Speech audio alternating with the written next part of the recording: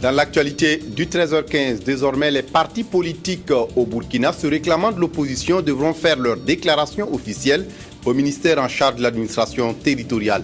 C'est l'une des principales modifications du statut de l'opposition burkinabé adoptée hier à l'Assemblée nationale.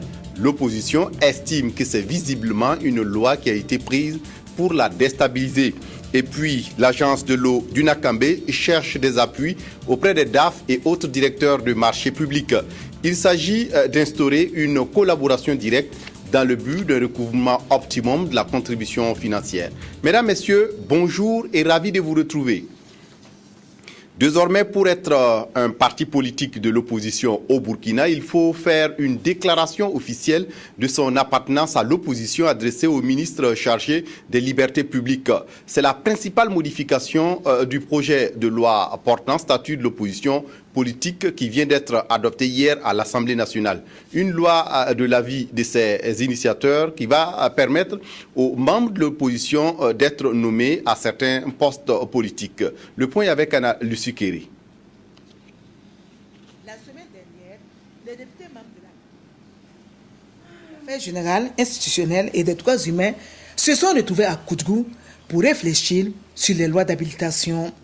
L'examen du projet de loi portant habilitation du gouvernement a autorisé par voie d'ordonnance la ratification des accords de financement conclus avec les partenaires techniques et financiers n'a donc pas suscité de débat.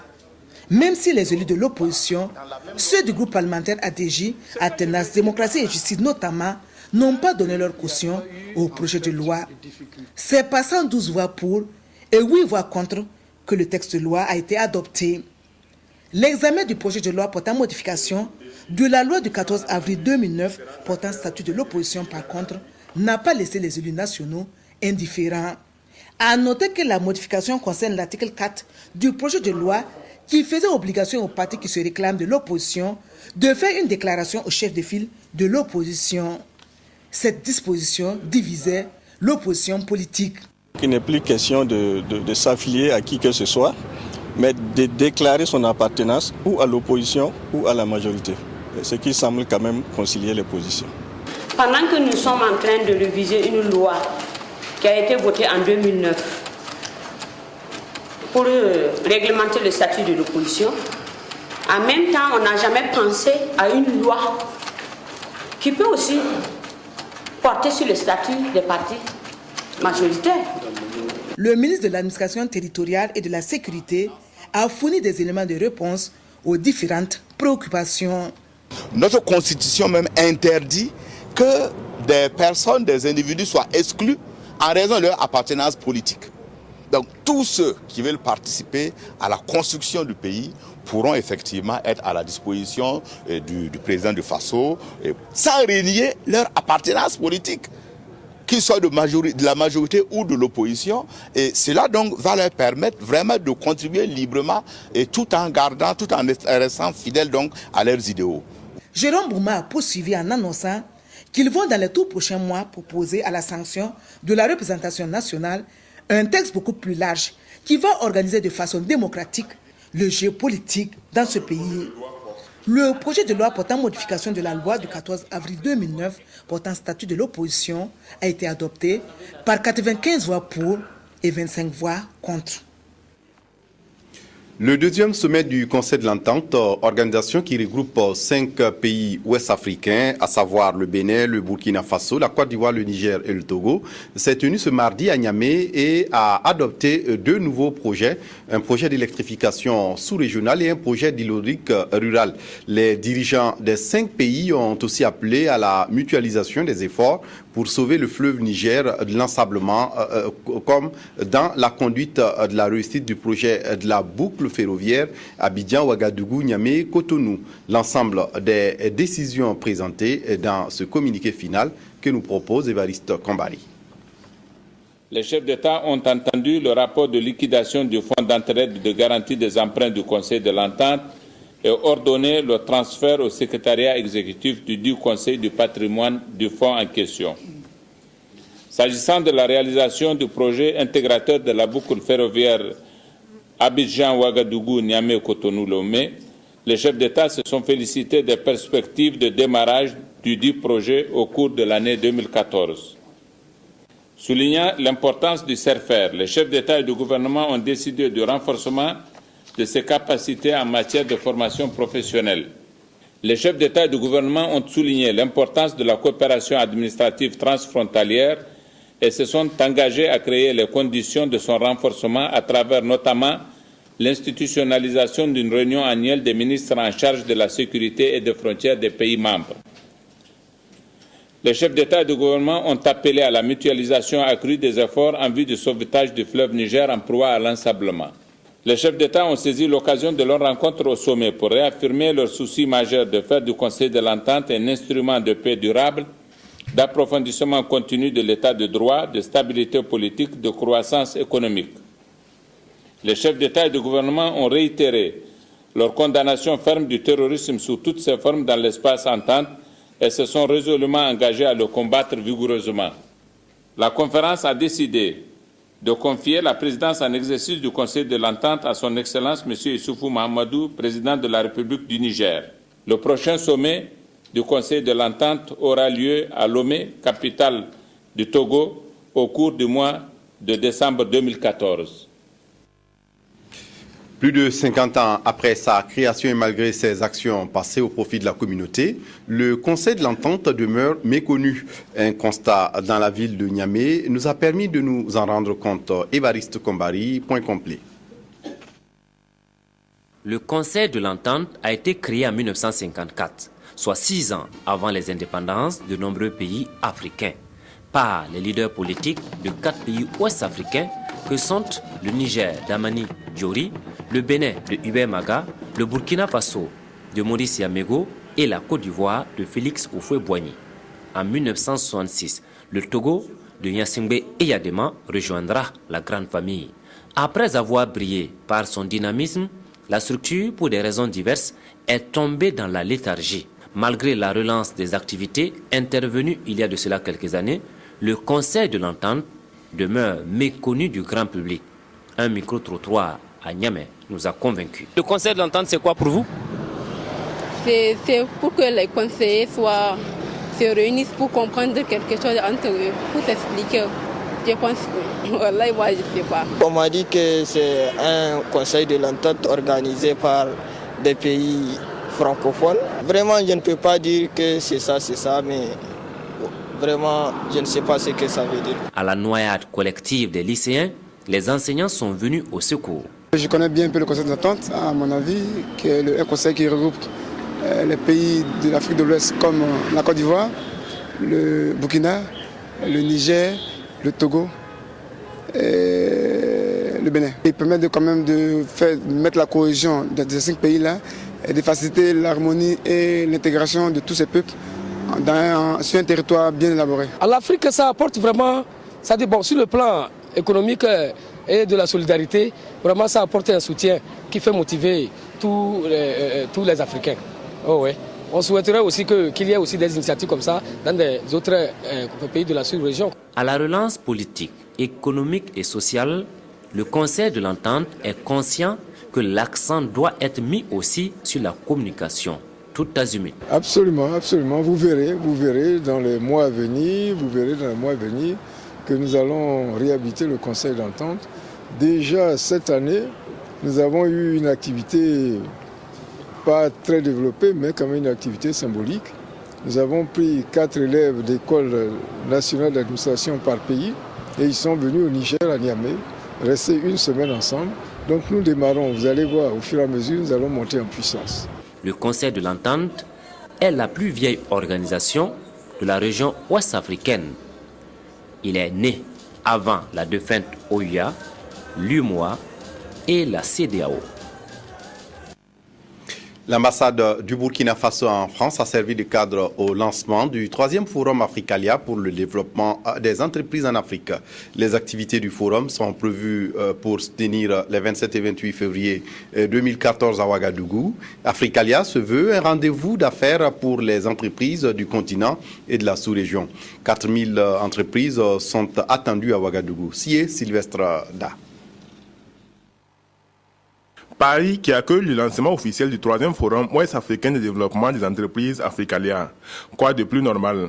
Les entreprises françaises étaient les plus nombreuses à prendre part à l'édition de 2012. Les 27 et 28 février 2014 sont les dates retenues par la Chambre de commerce et d'industrie du Burkina pour l'organisation au Centre international de conférences de Ouagadougou de ce forum multisectoriel de développement des entreprises. Le concept du forum, c'est d'organiser pendant 48 heures des rencontres entre les entreprises africaines et les entreprises venant du reste du monde. Nous assurons à chaque participant un paquet de 15 rendez-vous, les rendez-vous de 30 minutes en 30 minutes, de façon à pouvoir nouer des relations de partenariat avec les entreprises venant du reste du monde. 400 entreprises sont attendues à ce rendez-vous biennal de Ouagadougou, dont 240 de l'Afrique de l'Ouest et 160 du reste du monde. Les organisateurs assurent quant aux attentes des potentiels participants, compte tenu des opportunités qu'offre le continent africain et de la réussite des 2 éditions précédentes. À cela, il faut ajouter qu'Africalia 2014 connaîtra une innovation majeure, notamment l'organisation de conférences thématiques. Il s'agit essentiellement d'une première conférence qui portera sur le pôle de croissance de Bagré. Le deuxième thème portera sur les opportunités d'affaires liées au nouvel aéroport de Doncin.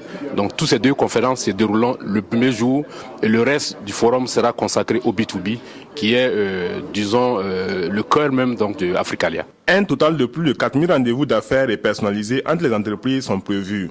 En plus des rendez-vous, Africalia 2014 intègre une composante exposition organisée autour de 3 villages. Le village des partenaires, celui des experts et le village international. C'est demain que prend fin le 2e forum des acteurs de la recherche sur le VIH-Sida et les infections sexuellement transmissibles au Burkina. C'est un cadre de concertation et de partage pour les acteurs intervenant dans la lutte du Sida. 3 jours durant, ils vont promouvoir la recherche en matière de santé. Jonas Wemba, Aboubakar Sagnon. Ces chercheurs, médecins et cliniciens sont réunis à Ouagadougou pour la valorisation des résultats de la recherche sur le VIH-Sida et les infections sexuellement transmissibles. Le premier forum tenu en novembre 2009 avait abouti à l'élaboration d'un plan stratégique de la recherche. Les travaux de ce 2e forum vont permettre de faire une large diffusion de ces résultats atteints par les chercheurs. Ceci pour une réponse adaptée à la problématique du VIH et des IST au Burkina Faso. Nous allons avoir une 50aine de présentations faites par à peu près 5 à 6 structures de recherche. Nous travaillons à réduire la prévention de cette transmission-là. Et la recherche montre qu'il est possible d'éliminer cette transmission. Mais pourquoi les Burkinabés ne participent pas totalement à ce programme? Le Burkina Faso a entrepris depuis une dizaine d'années avec ses partenaires un combat contre la pandémie du VIH-Sida. Et aujourd'hui, le pays a enregistré une baisse de la prévalence qui est de 1,1%. La contribution de l'ONU-SIDA, elle est d'abord une contribution, je dirais, en termes de connaissances, c'est-à-dire quel est le niveau des connaissances actuelles en matière de lutte contre le VIH, mais aussi partager les stratégies qui marchent. Par exemple, en matière de prévention, aujourd'hui, ça fait quand même 30 ans que nous luttons contre le VIH et pendant ces 30 ans, on a appris des leçons et ces leçons-là, on les apprend à gauche et à droite, on les apprend dans tous les coins du monde et c'est important de les mettre ensemble et de pouvoir les partager et aussi de les disséminer pour que les gens puissent s'en inspirer. Ce cadre d'échange d'expériences et de bonnes pratiques va durer 3 jours. Il devrait aboutir à des recommandations qui permettront d'améliorer la recherche dans les domaines du traitement et de la prévention du VIH-Sida. Je vous le disais en titre, l'agence de l'eau du Nakambé sollicite le concours des directeurs administratifs et financiers ainsi que des directeurs chargés des marchés publics des différents départements ministériels. La démarche se veut proactive et consiste à l'identification des utilisateurs œuvrant dans son espace de gestion. Cette semaine à Koudougou, les responsables de l'agence ont donc regroupé ces personnes des ressources pour une rencontre d'échange. Il s'agissait également d'instaurer une collaboration directe dans le but d'un recouvrement optimum de la contribution financière. Estelle Judita Sogba. Le bassin du Nakambé est aujourd'hui confronté à une forte pression de prélèvement d'eau. Pour garantir la pérennité de cette ressource, une loi a été adoptée et qui fixe une contribution financière à partir de 100 litres d'eau prélevée par jour et par personne. C'est l'agence de l'eau du Nakambe qui est chargée de procéder à ce recouvrement. Cette agence a appuyé l'ensemble des acteurs qui ont en charge les marchés publics issus de différents départements ministériels pour échanger sur la stratégie de recouvrement de contributions financières en matière d'eau de son espace de gestion. Mais aujourd'hui, nous sommes là pour rencontrer l'ensemble des acteurs qui sont en charge notamment des marchés, pour se concerter par rapport à savoir comment ça se passe exactement, quels conseils on peut avoir d'eux, parce que pour les entreprises des bâtiments et travaux publics par exemple, c'est selon les marchés qui sont passés, puisque c'est les mètres cubes de béton qui est compté, les mètres cubes de remblai qui est compté. Donc c'est essentiellement pour ça que nous sommes avec ces acteurs aujourd'hui, pour échanger, prendre leurs suggestions, prendre leurs recommandations et essayer de les mettre en œuvre. Il s'agira d'informer et de sensibiliser ces personnes ressources sur la loi portant institution d'une taxe parafiscale au profit des agences de l'eau et de son décret d'application. Ces acteurs devront renseigner l'agence de l'eau du Nakambe sur les marchés en cours dans leurs départements respectifs, identifier et localiser les contribuables de son espace de gestion. Cette rencontre permettra de lancer les prémices de l'établissement d'une collaboration étroite entre l'agence et les structures concernées pour un recouvrement optimal de la contribution financière en matière d'eau. Il est question également de mobilisation de ressources financières dans les directions régionales des impôts du centre-nord, du centre-sud, du centre-est, des Cascades et du Sahel, ainsi que du plateau central. Ici, il s'agit des ressources propres aux collectivités territoriales dans le cadre de l'exécution du PACT, le programme national chargé d'appuyer les collectivités territoriales. Un partenariat existe entre les impôts et le PACT et c'est dans ce cadre que s'exécutent ces initiatives. Jonas Wemba, Sylvestre Da. L'administration fiscale burkinabé entend prêter une plus grande attention à la fiscalité locale dans la zone d'intervention du projet d'appui aux collectivités territoriales PACT. C'est ce qui justifie cette rencontre d'échange de mangas entre la direction régionale des impôts et les élus locaux. Ces travaux vont permettre à ces acteurs de définir, entre autres, les types de collaboration en matière de recouvrement des taxes et impôts entre les collectivités territoriales et les fiscs régionaux. Notre gouvernement s'est engagé dans un processus de communalisation intégrale depuis 2006. Et ce sont des jeunes communes naissantes qui méritent d'être accompagnées. Et elles ont des plans de développement, mais vous savez que les ressources se font de plus en plus rares. On ne peut plus compter essentiellement sur l'appui de l'État.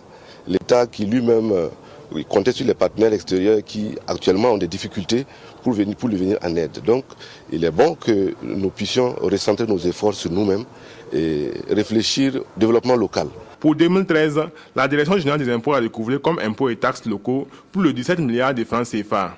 Et selon le représentant du gouverneur du Centre-Sud, Kazmi Segda, la présente rencontre devrait permettre d'améliorer la mobilisation des ressources des collectivités territoriales. Ces cadres d'échange sont organisés avec l'appui du PACT qui couvre aujourd'hui les Cascades, le Centre-Est, le Centre-Nord, le Centre-Sud, le Plateau central et le Sahel. Ces concertations se tiennent dans les 6 régions citées et prendront fin le 20 décembre prochain. 30 nouveaux volontaires du corps de la paix américain viennent de s'ajouter aux 95 déjà sur le terrain au Burkina.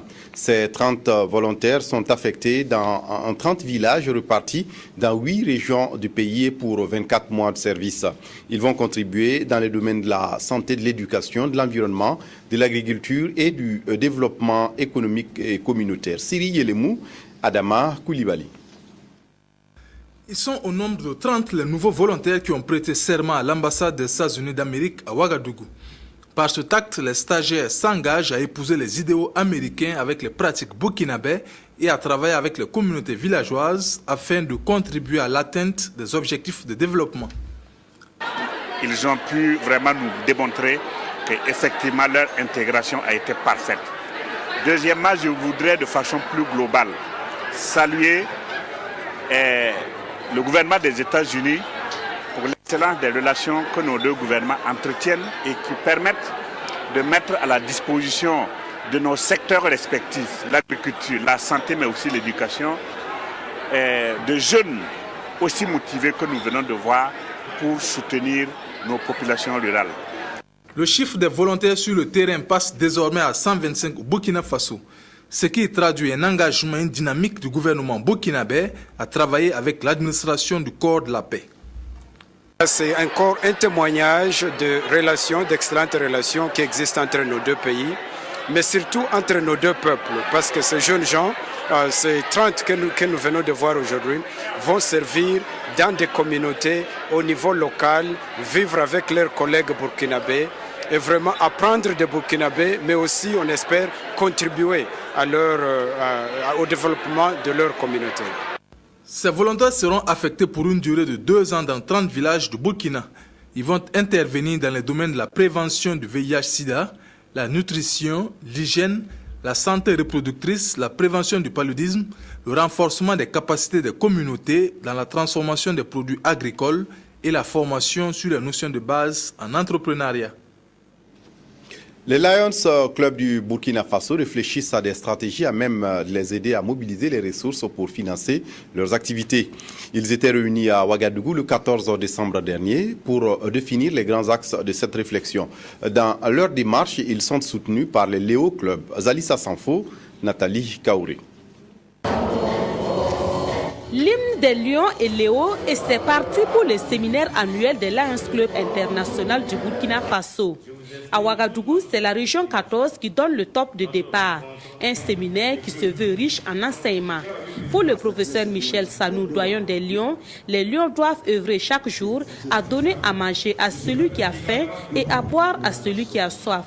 Pour ce faire, les membres du club vont au cours de ce séminaire travailler à identifier les besoins des populations les plus défavorisées. Ces travaux-là seront en pleine ligne dans le cadre de ce que les Lions doivent faire. C'est-à-dire, c'est des gens qui ont le sens de la communauté, le sens de l'altruisme, qui veulent œuvrer pour ceux-là qui sont dans le besoin. Nous avons tous des degrés divers dans la vie sociale. Et les Lions sont des gens qui pensent qu'ils sont un peu plus nantis que les autres, qu'ils doivent aider au plan social, au plan éducatif, au plan de la formation, à tous les plans, pour être un tant soit peu à l'aise. C'est notre rôle, notre mission de servir la communauté. Voilà. Donc, cette journée, nous allons échanger sur le thème dont je vous ai parlé, et des résolutions vont sortir, des recommandations, et aussi de nouvelles décisions pour aller au combat contre la misère. Une fois les besoins identifiés, la grande question reste la mobilisation des ressources. Qu'à cela ne tienne, chaque lion va mettre la main dans la poche et le président de la région 14 de compter aussi sur le soutien des partenaires. C'est tout pour cette édition. Merci de votre attention. Très bonne suite du programme sur la RTB. Au revoir.